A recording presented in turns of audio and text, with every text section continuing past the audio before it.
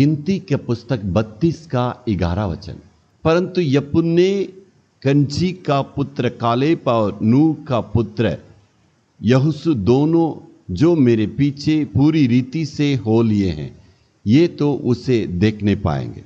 व्यवस्था विवरण पहला अध्याय का 36 में देखिए, यपुन्ने का पुत्र कालेब ही उसे देखने पाएगा, और जिस भूमि पर उसके पांव पड़े हैं उसमें मैं उसको और उसके वंश को भी दूंगा, क्योंकि वह मेरे पीछे पूरी रीति से हो लिया है।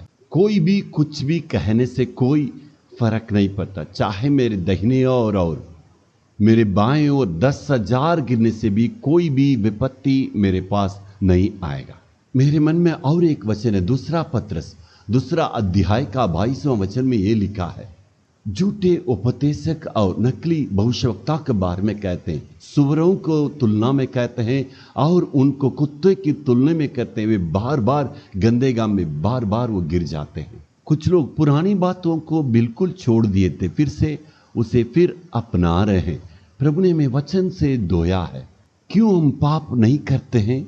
परमेश्वर ने अपने वचन के द्वारा हमें धोया है। अपने पवित्र आत्मा के द्वारा प्रभु ने हमें शुद्ध किया, पवित्र किया है।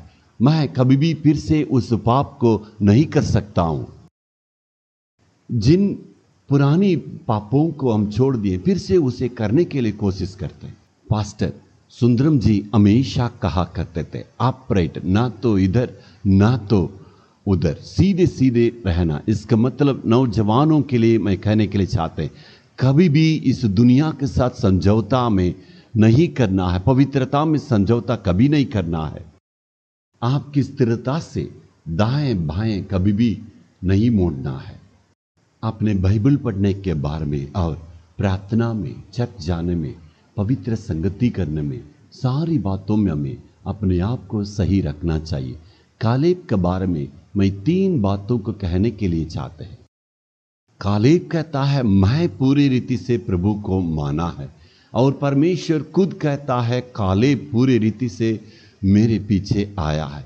और मूसा भी ये गवाही कहता है, कालेब पूरी रीति से परमेश्वर को माना है।